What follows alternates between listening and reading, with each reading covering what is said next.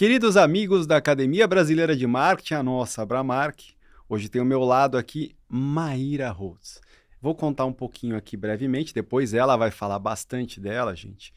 Mas de Salvador para Michigan, de Michigan para o mundo, em 30 anos, essa história linda que ela vai contar. Maíra, muitíssimo obrigado por você ter aceito esse convite, uma honra ter você aqui.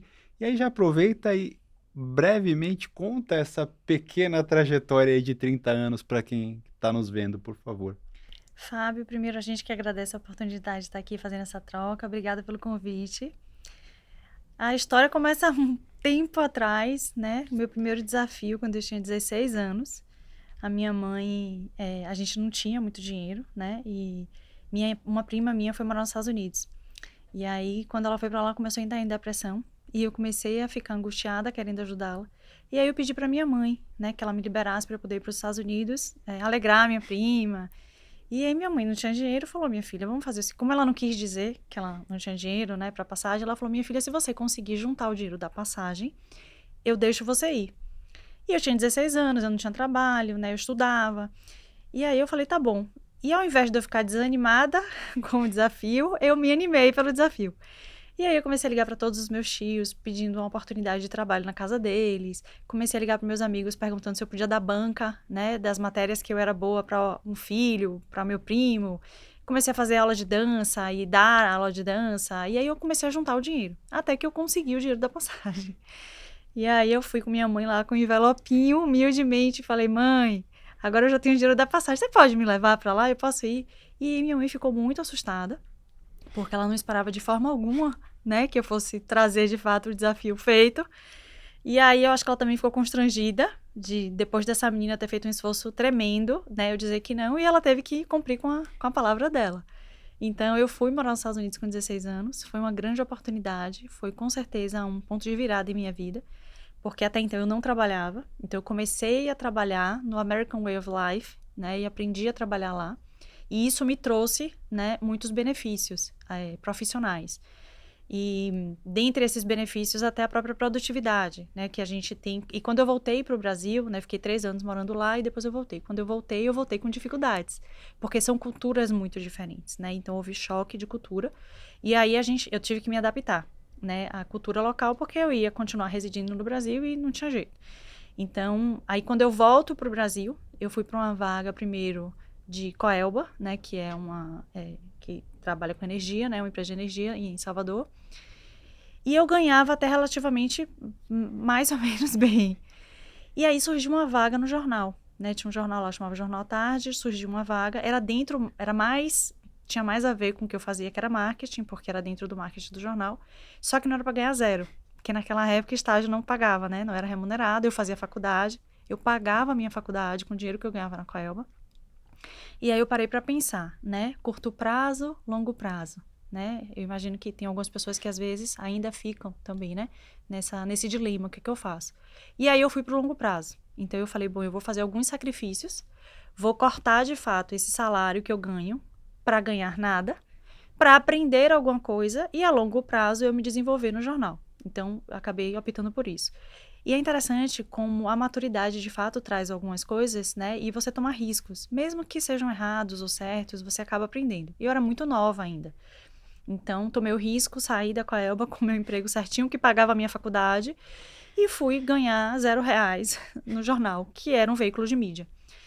Chegando no jornal, eu aprendi, cresci rápido, mas durante todo o tempo que eu estava lá, eu não podia, né, parar de fazer faculdade, então eu comecei a dar aulas de inglês, que era o que, né, conseguia pagar minhas contas através das aulas de inglês, e aí eu tinha 3 turnos. Um turno na faculdade, um turno no jornal à tarde, um turno dando aula de inglês. E assim começou a minha carreira profissional. Eu fui crescendo rápido no jornal, 8 anos se passaram, e eu comecei a ver dentro das carteiras que eu estava, eu era dentro da área do marketing, mas eu prestava serviço, né, para outras áreas do jornal. Então, eu trabalhava com classificados e trabalhava com eventos. E aí, dentro de eventos, eu comecei a perceber que em Salvador, a gente não tinha uma agência ideal. Tinham agências que eram legais, mas não tinha uma que...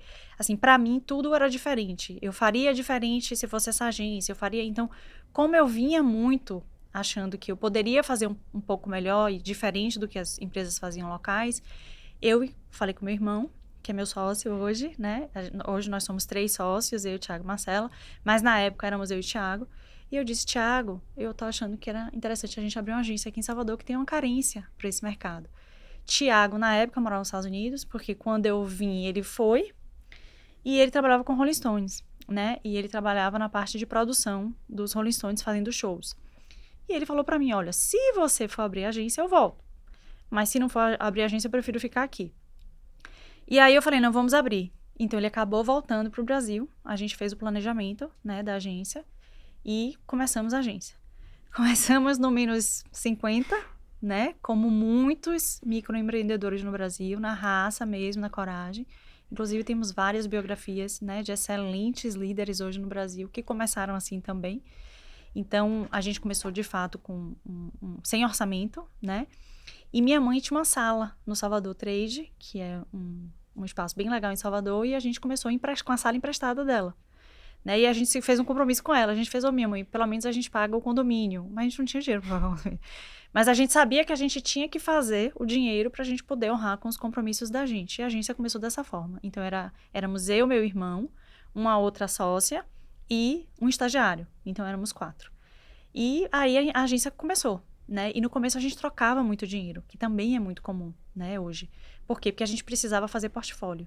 Então, imagina, eu tinha um portfólio imenso, né, no Jornal à Tarde, de tantos eventos que a gente fazia naquela época. O jornal era o maior jornal do Norte e Nordeste, então eu tive a oportunidade de fazer eventos muito grandiosos, mas eu não me sentia à vontade de pegar aqueles eventos e colocar no meu portfólio, né? Então foi muito no speech, na confiança e pedindo pessoas oportunidades, até que a gente formou o nosso próprio portfólio com os nossos eventos.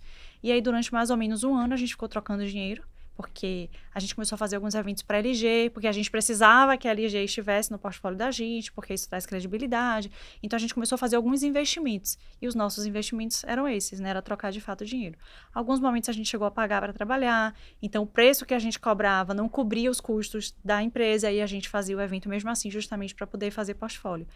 Então, aí já entrando um pouco, né, na área da gente, eu creio que para quem está começando, né, a gente sempre tem que fazer essas escolhas, que são escolhas difíceis, até porque a gente tem conta para pagar, mas em contrapartida é sempre pensando no médio e longo prazo, né, porque aí você vai construindo a empresa, você consegue construir. Então, a gente começou a estar em Salvador. E aí começamos a expandir a estar. Aí, finalmente, a gente começou a crescer, finalmente a gente começou a ganhar dinheiro e tal. E aí, nesse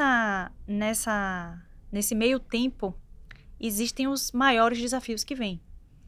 E tem uma frase de Jung muito legal, que ele fala o seguinte, que todo desafio é um dragão.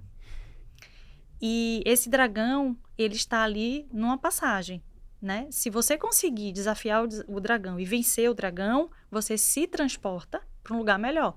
E aí você vai fazendo, né, essas passagens, né, que você vai pulando ali quanticamente de um lugar para o outro. Então, com a gente foi assim. E aí, quando eu vi que a empresa estava estagnada, parada, eu chamei meu sócio e disse, olha, eu acho que a gente precisa ir para um lugar maior.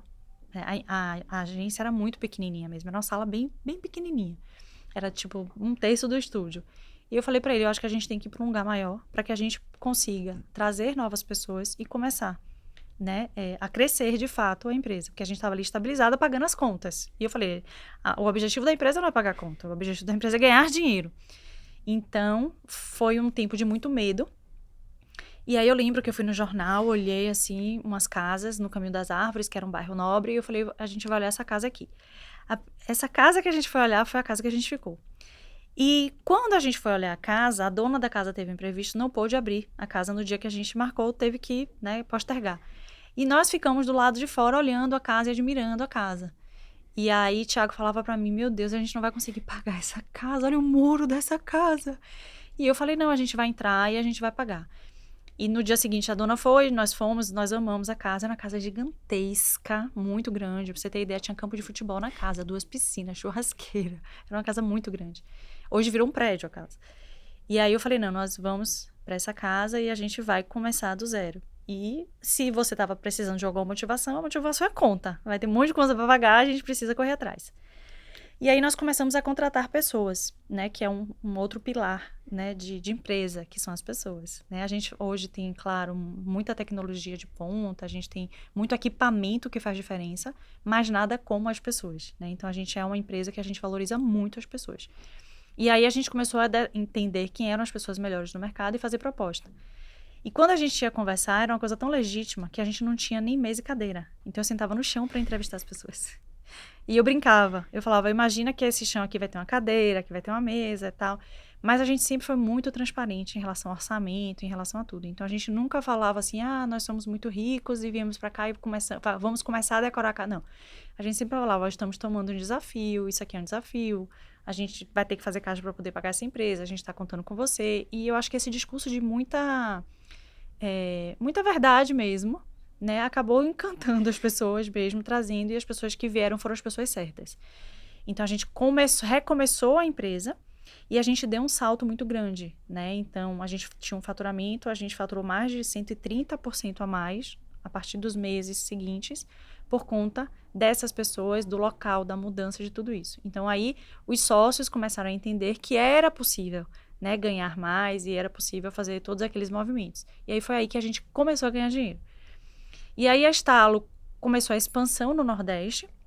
Então a gente chegou para Fortaleza, para Recife, começou a fazer eventos em outras cidades do Nordeste, mas sempre no Nordeste. E há 8 anos atrás, né, porque a Estalo tem 18 anos, então nós ficamos 10 anos nesse movimento, e há 8 anos atrás a gente veio para São Paulo. A primeira vinda para São Paulo, ela não foi, né, nada do que a gente planejou, não deu muito certo. E é interessante a gente falar dos erros, das falhas, né, porque todo mundo hoje vive numa vida de mídia social, que tudo é lindo, tudo é maravilhoso, ninguém erra, ninguém falha, todo mundo, né, vive de maquiagem sorrindo, e não é assim a trajetória do empreendedor. Então, na primeira vez que a gente veio para São Paulo, a gente tomou prejuízo o primeiro ano, porque a gente não fez um planejamento adequado. A gente principalmente não acompanhou as metas, né, os resultados, que é extremamente importante, a gente sempre acompanha resultados.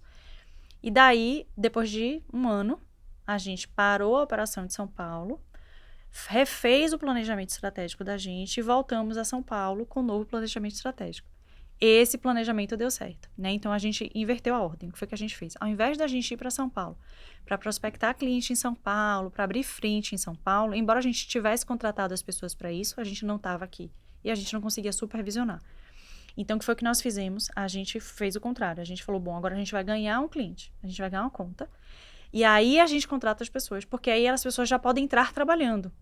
E aí a gente fez todo o movimento para a gente poder conquistar uma conta.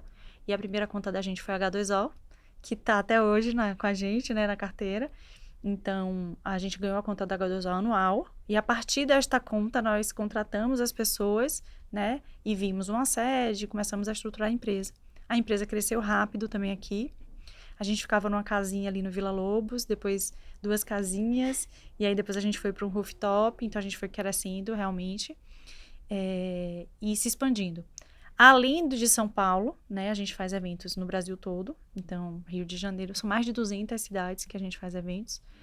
E além do Brasil, a gente fez alguns eventos internacionais também. Então, há um tempo atrás, a gente fez a Rússia, né, que é super difícil de fazer. A gente fez a França e a gente fez os Estados Unidos. E esse ano, a gente já fez Cancún e Argentina. Agora, a gente acabou de entregar um evento, a equipe está voltando, né? Voltou ontem de viagem. Então, assim, não sei se eu falei muito rápido, mas é mais ou menos a trajetória é essa. Por que Estalo? Porque nós tendenciamos a falar, eu tive um estalo. E um estalo é uma ideia criativa, uma ideia que vai resolver alguma coisa, é uma ideia que ilumina a mente para alguma coisa. Então, a gente trouxe essa palavrinha que faz sentido e não precisa explicar muito. Vocês são uma agência que tem uma característica. Vocês fazem um monte de projetos, um monte de eventos, em todas as fases do ano. Mas vocês são uma agência que tem uma sazonalidade, né? Chamada Carnaval. Isso foi sem querer ou foi de propósito? Foi sem querer. Foi bem sem querer.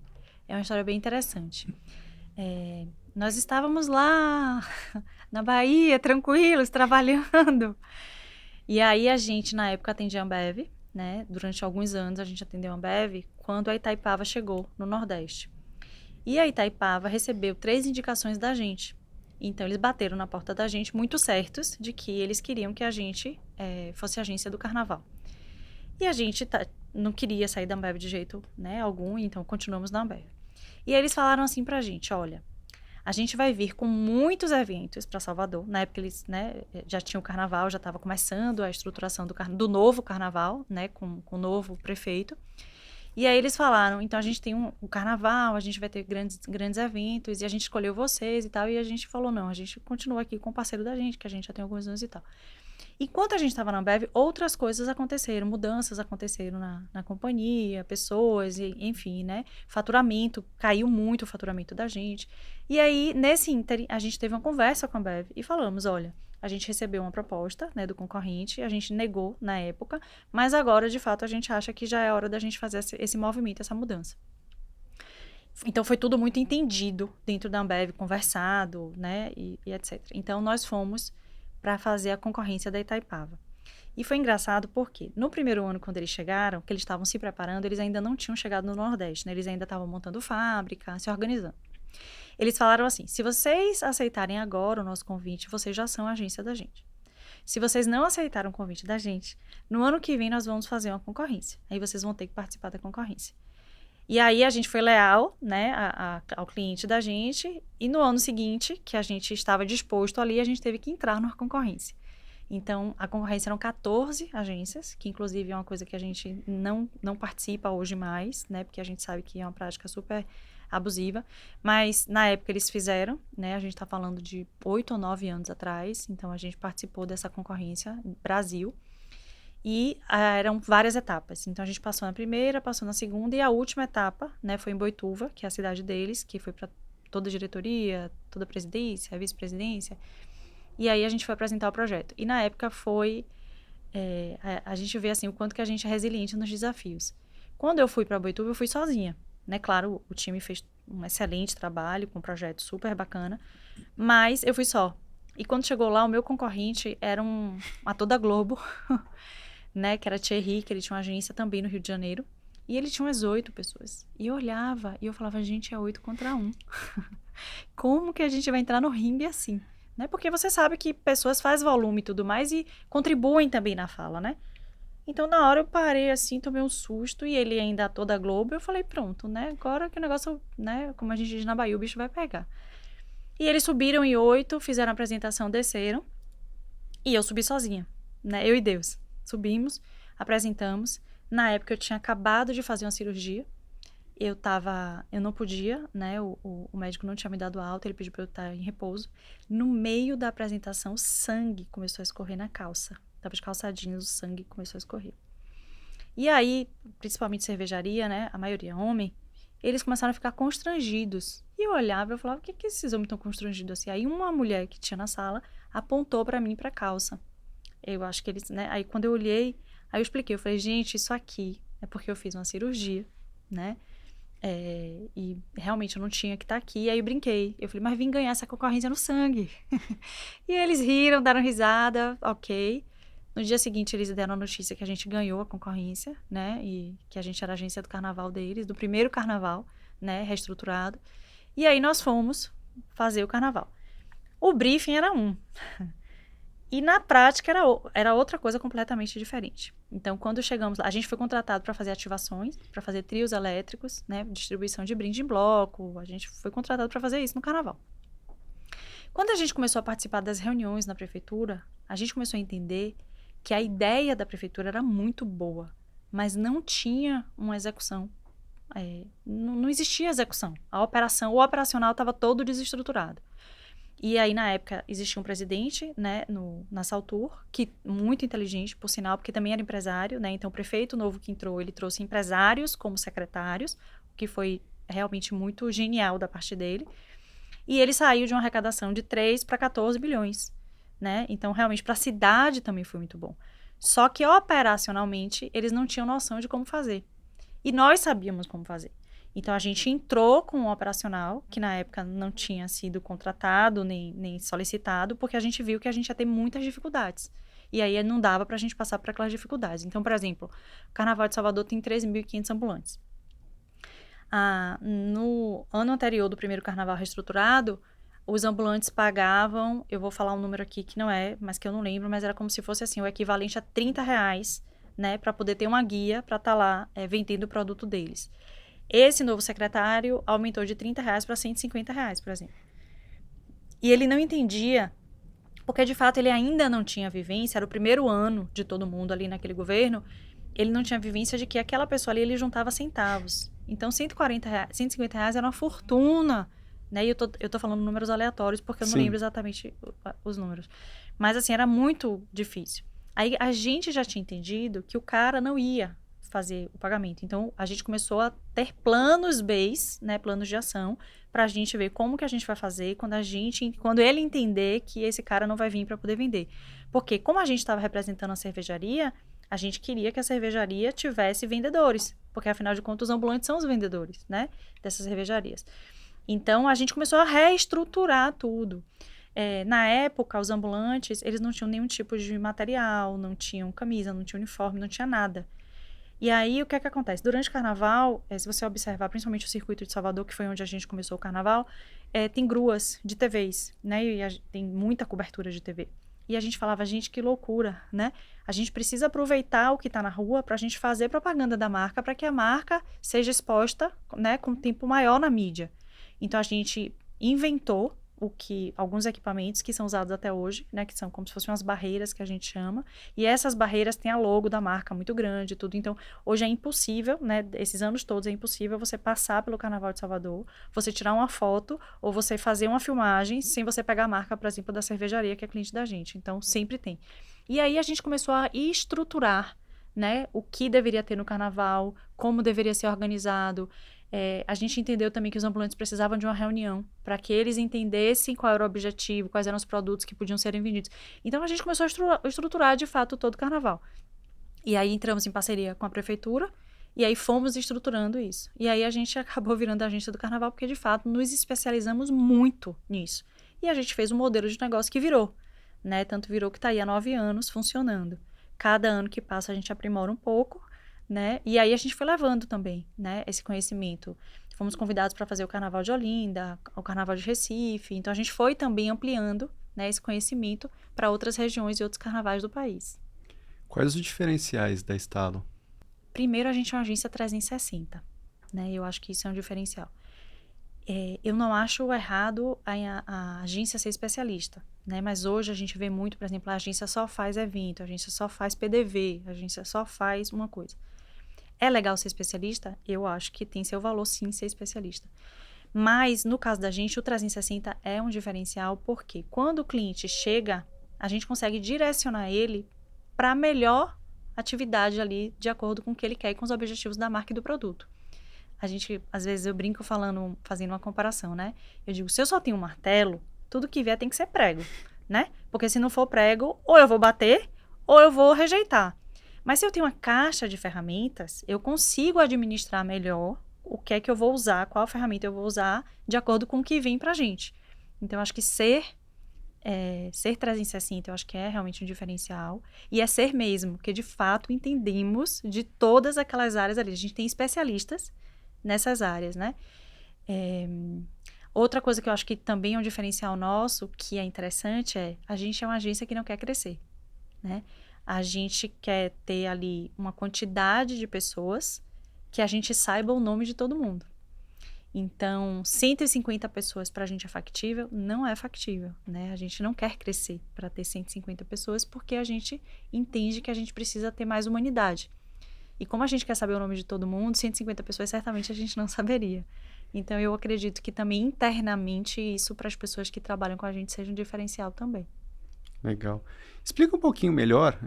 A gente escuta muito no mercado, né? O 360. Quando eu estava no mercado, a gente falava disso lá há alguns anos atrás. Mas no live marketing eu nunca tinha ouvido. O que que é um 360 no live marketing? Quando a gente tem a denominação 360, agência 360, é porque a gente faz todos os segmentos do live marketing.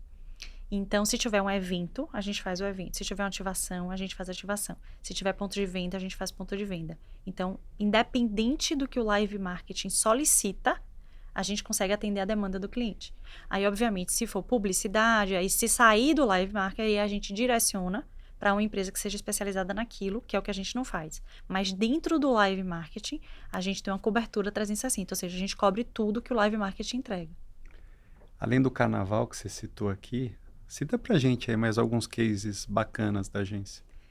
Então a gente tem, eu vou pegar alguns recentes, tá? Que é a memória que eu brinco, eu falo, eu tenho Alzheimer. Mas assim, a gente tem alguns cases bem legais, por exemplo, São João, né? Que também é outra especialidade nossa, né? A gente acaba se especializando muito em carnaval em São João. E São João agora, recente, a gente no ano passado entregou o São João da Garoto. E eles estavam com uma campanha muito legal que era Uau, né? Que era o chocolate Uau, que tudo era Uau. E a gente falou, cara, vamos fazer um São João Uau também. E aí a gente foi muito nessa vibe. Então nós trouxemos coisas muito diferentes para o interior, né, do Nordeste. Então a gente levou, por exemplo, um elevador que eram 12 andares e as pessoas podiam subir, tirar fotos de cima, né? E a gente trouxe muitas interações. A gente trouxe a maior caixa de bombons, né, da América Latina para poder colocar lá. Então foi a gente teve muita ação de PR, né, que são ações que geram conteúdo em mídias, né? Então a gente teve essas ações de PR. A gente fez uma caixa maravilhosa, que eu acho que é o desejo de todo mundo que consome chocolate Garoto, que é assim, quantas vezes a gente não compra uma caixa no mercado, a gente come os 3 que a gente mais gosta, né? Os 3 favoritos, os 4 favoritos, e o resto a gente doa, né, para os outros. Então, lá na nossa ativação, você podia fazer uma caixa só com chocolate que seu favorito. Então, a gente conseguiu também trazer muito essa memória afetiva, né? E a relação que o consumidor tem com aquela marca favorita dela, né? Porque na caixa são muitos bombons, né? Mas você tem sempre aquele favorito. Então, assim, esse São João que a gente fez foi um São João muito legal.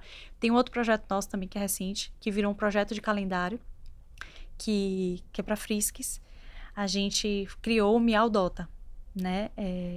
O briefing muito bacana, né? Que o objetivo do cliente era fazer, assim, eles queriam ter mais consideração no ponto de venda.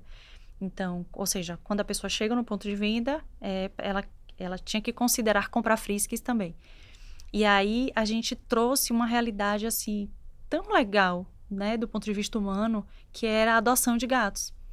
Então a gente fez uma estrutura super parruda, lindíssima, para gatinhos, e a gente entrou nos associamos, né, com algumas entidades, algumas associações de doação de animais, e eles iam lá, né, com seus animais, e cada hora a gente trocava as associações para que a gente pudesse fazer um rodízio a todos. E a gente teve um número muito expressivo de adoções, por exemplo, de animais. Então, através de uma ativação, a gente conseguiu fazer um projeto social também com a marca. E aí tem vários outros, assim, porque tem muito case bacana, assim, que pra gente é interessante. O que a gente tem de novidade daqui até o final do ano? Olha, da Estalo, a gente esse ano vai investir muito em gente, né? Eu acho que esse ano vai ser... Ano passado a gente investiu muito em tecnologia, e esse ano a gente volta a investir em pessoas.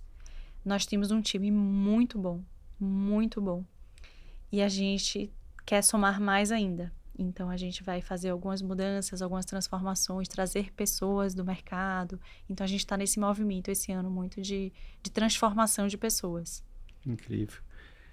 Pegar essa sua história tão bonita de empreendedorismo, né, que começa aos 16, na verdade, e vou pedir para você deixar um recado para esses vários microempreendedores que estão assistindo a gente. O que você diria para eles com essa toda a sua bagagem de aprendizado? Olha, tem algumas coisas para falar, né? Tentar resumir aqui, mas assim, primeiro, sempre tenta se associar, né? Quando você for começar, se você quiser ter sócios, né? Porque tem pessoas que são carreira solo e tudo bem também.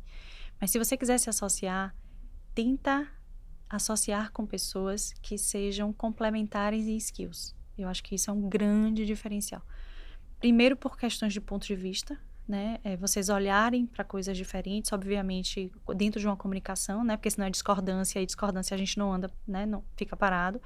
Mas é que, de fato, as pessoas tenham skills diferentes, né? Tenham talentos diferentes do seu. E eu acho que isso é um grande diferencial. Eu tenho talentos completamente diferentes dos meus sócios. E isso faz toda a diferença, porque eu olho uma área, eles olham outra, e a gente vai se completando e a empresa vai crescendo assim. Uma outra coisa que eu acho muito importante é na fase da contratação, você dar valor aos valores e não ao talento. A gente outro dia estava até vendo uma passagem, né, de Steve Jobs, que ele chegou a demitir, né, pessoas excepcionais no time dele, porque os valores não estavam alinhados, né? E as pessoas falavam, meu Deus, que homem louco. Ele era o melhor programador que a gente tinha na Apple. E ele acabou de ser demitido, mas os valores não estão alinhados com os meus valores, com os valores da empresa. Então, não tem condições. Então, realmente, também eu acho que é muito importante a gente dar muito foco aos valores, mais do que o talento. Porque o talento, a gente consegue aprender, né? A gente consegue desenvolver, a gente consegue... Os valores, a gente não consegue. Eu acho que essa segunda aí também é bem importante. E a terceira é a persistência, porque nada assim, nada vai, muito dificilmente alguma coisa vai vir fácil, sabe? E a persistência, quando eu vim para São Paulo, foi com muita persistência, né? E não só a primeira vez que deu errado, como na segunda, porque na segunda, olha que coisa, a gente ganhou uma concorrência, depois a pessoa da cadeira mudou, e a segunda pessoa pediu um plano anual em 5 dias. E a gente podia ter desistido, porque naquele momento, inclusive, financeiramente a gente estava bem, a gente não precisava de nada e tal. Foi um super desafio pra gente. A gente nem tinha time direito, a gente teve que correr atrás, foram 3 noites sem dormir. Então, assim, persista, porque depois vem frutos, né? Primeiro a semeadura, e aí depois os frutos. Então, eu acho que a terceira dica aí seria, de fato, a persistência mesmo, para as pessoas persistirem. Maíra, incrível papo, incrível você. Muito obrigado. Você é uma inspiração aí para todos nós aqui que temos esse privilégio de conhecer um pouquinho da sua história hoje. E eu espero te ver mais vezes aqui com a gente. Obrigado de coração por ter aceito esse convite. Fábio, eu que agradeço. Fiquei encantada com o trabalho de vocês. Espero que vocês consigam ficar muitos anos ainda fazendo esse trabalho. Tem muita gente que precisa dessa troca, porque no final do dia é uma troca, né? Não tem ninguém melhor, não tem ninguém pior. Tem gente em estágios diferentes. Quem começou há mais tempo e quem começou há menos tempo e quem está começando agora. Então, assim, super parabéns pelo trabalho de vocês, tá? Obrigado. Obrigada. Obrigado, que assim seja. Queridos amigos, agora coloca aquele axezinho que você gosta, aquele sambinha bom, curte aí a sua nostalgia de carnaval, porque essa entrevista merece, e a gente se vê na semana que vem.